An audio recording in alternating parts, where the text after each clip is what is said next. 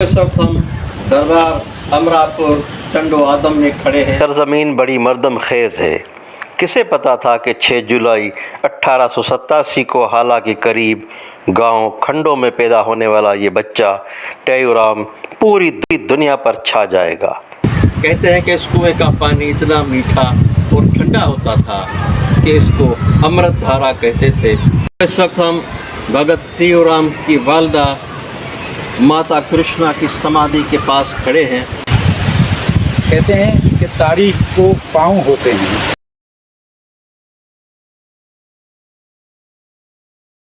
दोस्तों, इस वक्त हम भगत टेयूराम के आश्रम के सहन में खड़े हैं और मेरे साथ टंडो आदम की एक बहुत बड़ी शख्सियत इल्म अदब जिनका वतीरा है, मुहक्किक, शायर, अदीब मोहतरम गुलशन साहब भी खड़े हैं। हम इनसे जानते हैं इस दरबार की तारीख़ क्या है।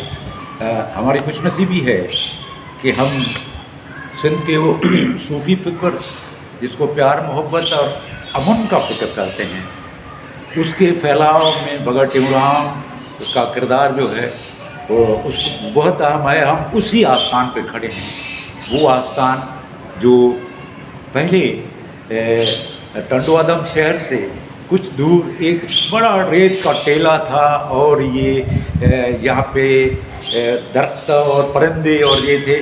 तो 1920 में ये भगत टेयूराम, क्योंकि सूफ़ी शायर और ये सुम के अंदाज में वो यकतारफ़ जो गाते थे, तो ये सारी सिंध घूमता था। घूमते घूमते यहाँ आ गया तो इस टेले पे आके बैठ गया और इसको बहुत पसंद आ गई ये जगह। तो इसने अपने जो साथी संगत थी और अपने जो मुरीद थे उनके साथ इन्होंने जो है ना 7 एकड़ पे मुहित ये टेला था, उस टेले को सीधा किया इन्होंने और इसको जो है बनाया।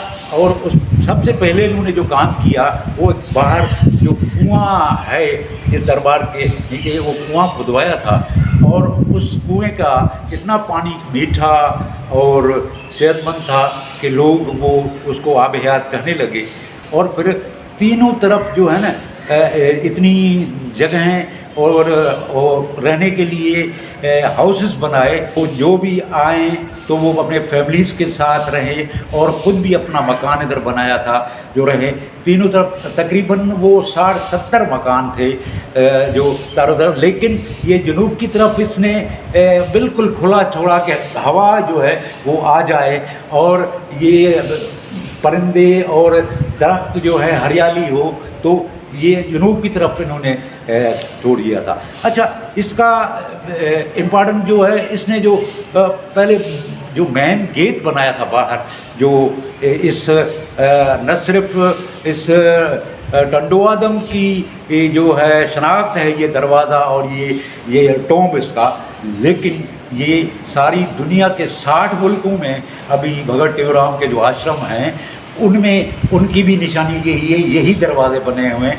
सबसे पार्टीशन के बाद यहाँ से जो चले गए तो सबसे बड़ा जयपुर में इन्होंने आश्रम बनाया था, प्रेम प्रकाश भवन, उसका गेट भी इसी तर्ज का बना हुआ है। ये भगत टेयूराम शाह लतीफ़ जो हैं उसके पड़ोसी हैं और उनके पड़ोस के गांव सिंधु दरिया के किनारे पे कदीम पुराना गांव है खंडू, वहाँ 1887 में पैदा हुए थे। और इसका जो ख़ानदान है वो सूफ़ी मंश आदमी था। वो मुसाफिरों की आम साधु संत जो आते थे उनकी बड़ी खिदमत करता था और खिदमत करते करते एक दिन उन साधु संतों से इसके वालिद साहब चेलाराम खत्री साहब ने बोला कि मुझे भी दुआ करो कि मुझे एक कोई ऐसा बेटा हो जो साधु संत बने।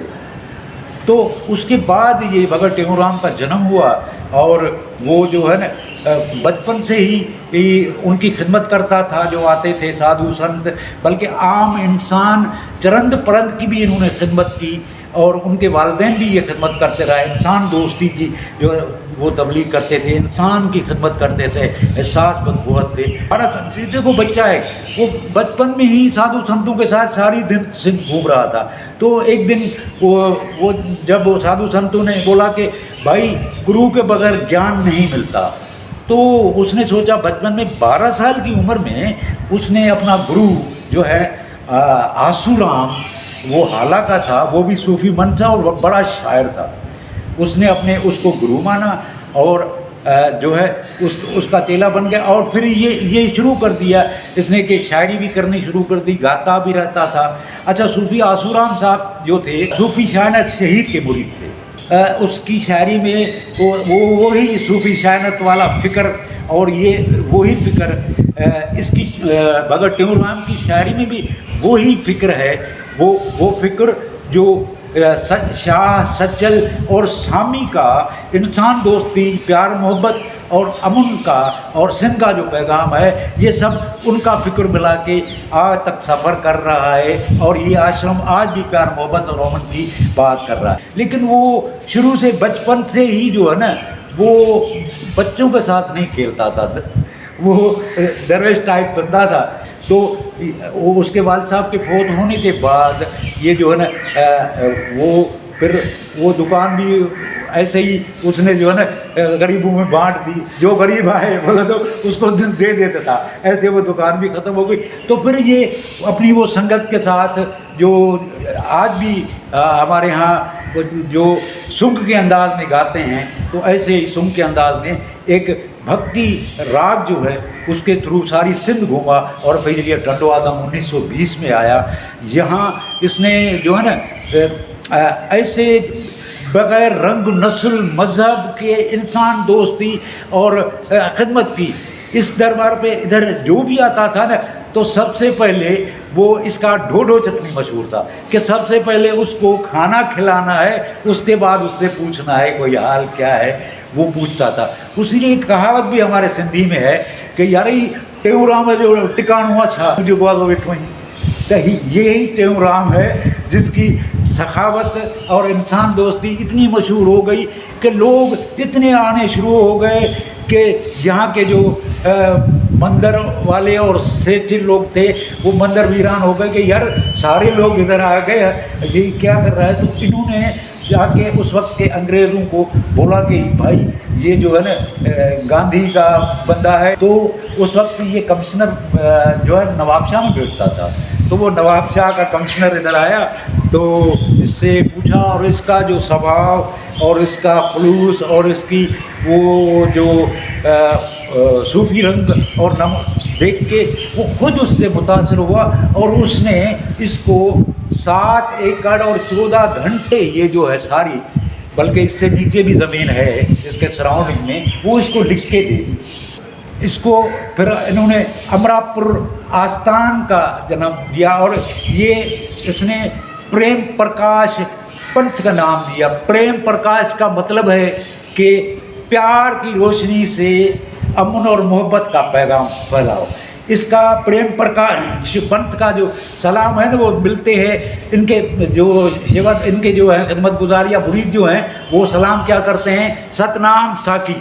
अब हम हिंदी या इनके लफ्ज़ों में नहीं जाओ, उसकी लफ्ज़ी माना है कि सच्चा नाम खुदा का। सतनाम साकी का मतलब है सच्चा नाम खुदा का।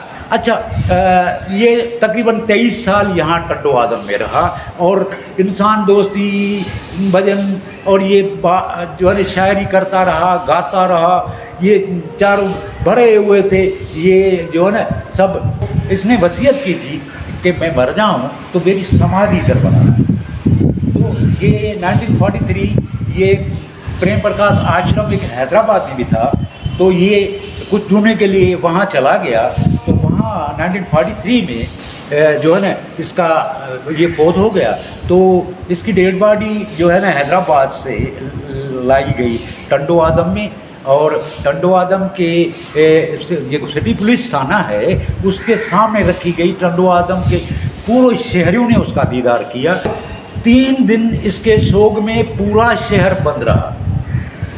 उसके बाद इसकी जो अग्नि संस्कार हुआ, उसकी जो राख है, उसकी समाधि जो है ना इसी के बीच में इधर बनाई गई थी। इसकी वसीयत के मुताबिक इसके भतीजे पार्टीशन के बाद ये जो है ना इसको ये जो है ना माइग्रेट हो गए तो चले गए, कुछ सालों के लिए बंद हो गया, लेकिन फिर उसके बाद ये जो है ना, ये कोर्ट में भी गया मामला, और ये जो है ना उसमें मजहबी नफरतें फैलाने वाले यहाँ के लोग जो थे इस पूरी प्रॉपर्टी को कब्ज़ा करने की कोशिश कर रहे थे। जैसे आजकल भी ये सारे जो है ना क्वार्टर्स वगैरह इनमें वो सेटल हैं, और दूसरे भी जो है ना नई कंस्ट्रक्शन भी बना दी है, और इसके सराउंडिंग में जो इनकी काऊ स्टॉल गौशाला थी उसकी ज़मीन भी थी, वो काऊ स्टॉल अभी नज़र नहीं आता, और कुएं को बर्बाद किया गया है, उसकी भी कोई संभाल नहीं होती।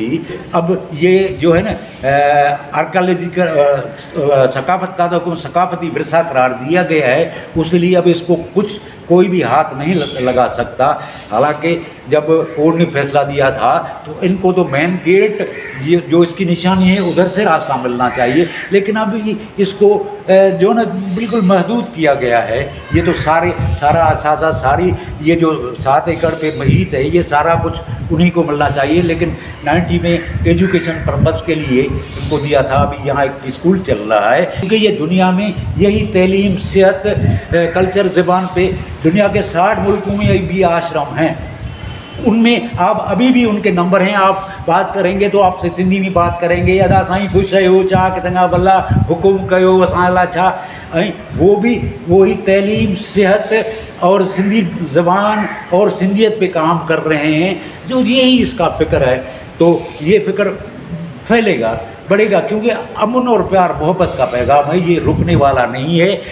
लेकिन इसकी शायरी का और इसके ज़िंदगी की 2-3 किताबें, खुद नसर भी की किताब लिखी है, वो इंडिया में छपी हैं, यहाँ नहीं है। यहाँ जब ये हेरिटेज में आया तो डायरेक्टर कल्चर यहाँ आए थे, तो उनको भी हमने वो प्रेजेंट किया था, उसका रिसाला जो है, उसकी शायरी का अभ्यास जो दिया था, तो उसने कहा था कि हम उसको रिप्रिंट करेंगे, लेकिन अभी तक वो नहीं हुआ।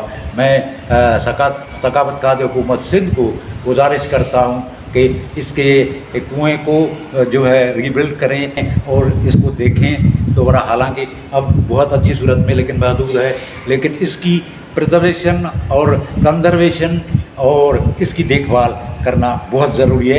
ये एक शेर मुझे बहुत अच्छा लगता है, जो हमने अपने बड़ों बुज़ुर्गों बूढ़ियों से ये सुनता है। ये अक्सर खुद भी गाता था, जब सारी रात महफिल करता था तो आखिर टाइम पे ये एक दुआया जो है नज़म टाइप है, वो जो है ना वो मांगता था। इसकी शायरी है, सुबह जा साईं बेड़ा बने तू लाई, सुबह जा साईं बेड़ा बने तू लाई, पल था पायूं उमेदूं पुॼाई, समत ॾे सभिनि खे जपिन नाम तुंहिंजो, कमत खे कढी तूं समत में रहाई, भरी पेट सब जो सॼण ॾे तूं रोटी, लटा ॾे तूं ॾातर नंगनि खे ढकाई, रहण लाइ घरड़ो सॼण ॾे तूं सभु कंहिं, रहण लाइ घरड़ो सॼण ॾे तूं सभु कंहिं, बिना पाप वारे धंधे सां लॻाई, रहे शांत सुखड़ो सभिनि वटि सदाई, दया पाल तन जा मर्ज़ कुल मिटाई, उथे महल अमृत जप नाम जेकी, कहे टे तन जा अर्ज़ को लॻाई, कहे टे तन जा अर्ज़ को लॻाई। दोस्तों, भगत टेऊराम की ज़िंदगी और उनके सूफ़ी फ़िक्र पर यह स्टोरी आपको कैसी लगी? कमेंट सेक्शन में अपनी राय से आगाह कीजिएगा। अगर आपको हमारी ये मेहनत पसंद आई हो तो इसे लाइक कीजिए और चैनल को सब्सक्राइब कीजिए।